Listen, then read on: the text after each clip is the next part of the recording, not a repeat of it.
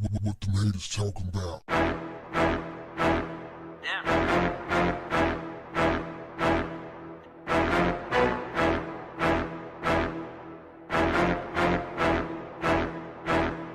What's up, family? Before we get started, let's do a little house cleaning. If you haven't done so already, after you subscribe, there's a little bell next to the subscribe button.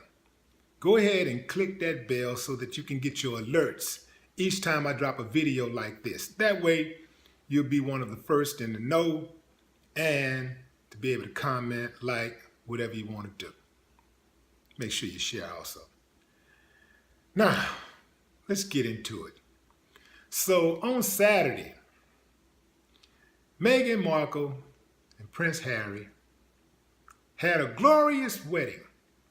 People from all over the world descended on London to show their support, to be there for them. Hundreds of millions of people from all over the world watched it. They were captivated. Women in particular were very excited about the wedding, especially black women. Many of these black women who were excited about this black woman marrying Prince Harry, becoming a princess, were the same women who were just days ago criticizing Childish Gambino for being married to a white woman. Nevertheless, they were very excited about the princess, Meghan Markle, marrying a white man. Now, I posted a comment on Instagram reminding people about the British Empire's role in slavery and oppression around the world. I wasn't even attacking the union of Meghan Markle and Prince Harry. I was basically reminding people of the British Empire's role in enslaving and oppressing black people around the world in the past and the present. It's important that I say present because a lot of people were saying, well, that happened a long time ago. And they forget that the British Empire, that Britain still has a hand in oppressing black people, even in Africa. Somehow, many people were more passionate about defending the British Empire's lie than history's truth, especially black people. So y'all happy? That's the question. The British Royals may have welcomed a black member into their family, but that doesn't mean they're off the hook for hundreds of years of colonizing and enslaving Africans and dark-skinned people around the globe, all while amassing a ton of wealth in the process. Now, before you comment, you may want to watch the whole video because it's not likely to end the way you think it's going to end. Sorry to be the one to rock the boat, rain on your parade, or throw ice cold water in the face of the prince and the princess, but somebody got to do it. For one, despite the media craze surrounding Meghan Markle, a biracial black actor, she would not be the first royal of African descent. There was Philippa of Hainaut, the queen consort of Edward III, and Queen Charlotte, who was descended from the black branch of the Portuguese royal family and whose namesakes are the cities of Charlotte, North Carolina, and Charlottesville, Virginia. Harry's grandmother, Queen Elizabeth II, is the great-great-great-great-granddaughter of Queen Charlotte, the first black queen of England. One should not overlook the optics and symbolisms of having a black woman as a member of a family that represents a most conspicuous and potent symbol of white European wealth and power. Surely the white supremacists that Donald Trump retweets, the Britain First crowd, those who embraced Brexit and assassinated a member of parliament, are reacting to the news with horror and rage. There's something to be said for breaking down traditional white spaces, whether the White House or Buckingham Palace. But the conversations cannot stop there. lest we praise the symbolism and lose sight of the substance, which is what everybody is doing, in my opinion. The British royal family presided over the exploitation of untold millions of people in Africa, India, and around the world. So let's get back to the excitement. Let me say this. I'm not one of those dudes who see a black woman with a white man and cringe and oh, I don't care one way or the other. I don't trip on black dudes when they date outside of their race. Some people are heavily invested in that. I mean, they lose it when they see the interracial couples. They just go crazy. Just like white people go crazy when they see their kind dating blacks or whoever. They just lose it. Like, I don't give a damn one way or the other.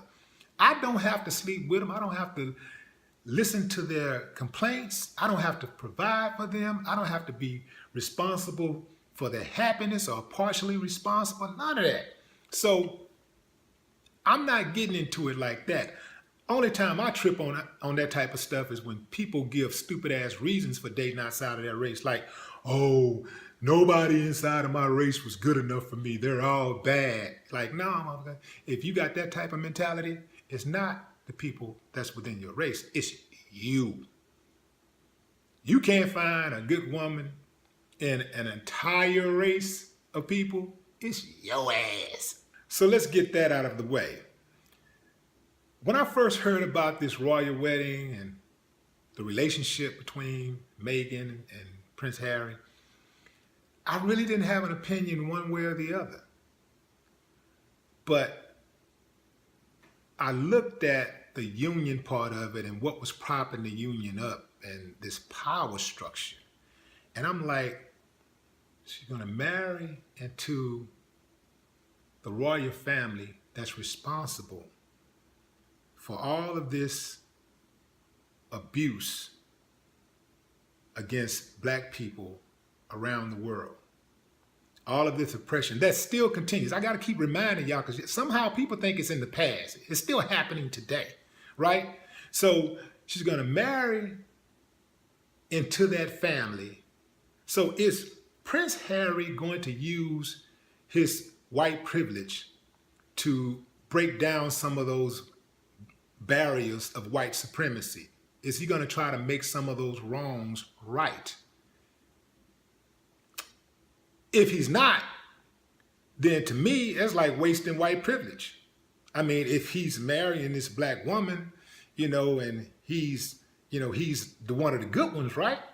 You would think that he's going to try to do something to improve race relations, not just between him and his wife, but he got all of this power, right? He should be able to use some of it. But as I looked into Prince Harry's background, I came up with some interesting facts. Besides the fact that he was a wild child, now a lot of us were wild. I mean, I know I was wild in my 20s. But Prince Harry has a hairy side, very interesting side of him that a lot of people are just unaware of. So let me remind you. Check out Prince Harry when he went to a frat party as a Nazi. Now check out Prince Harry at the frat party with his friends, dressed up as a Klansman and in blackface. Ain't no way around this. Everybody knows that these are two of the most disrespectful symbols aimed at black people. The Klan's uniform and the blackface. Everybody knows that that is very offensive to black people. But black people got a short memory. It's like they never either they forgave or they just didn't know about it or whatever, but they just have a very, very short memory and a very, very forgiving. So I was just thinking to myself, like, There was a time when these so-called masters actually married and had children with their black slaves. And there are some white guys who get off to that type of relationship. They have a master type slave relationship with their woman.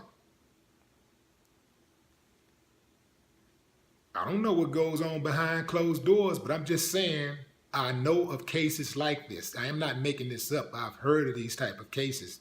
I made this video so that you could be reminded of what and who you're cheering for. The British royal family presided over the exploitation of untold millions of people in Africa, India, and around the world.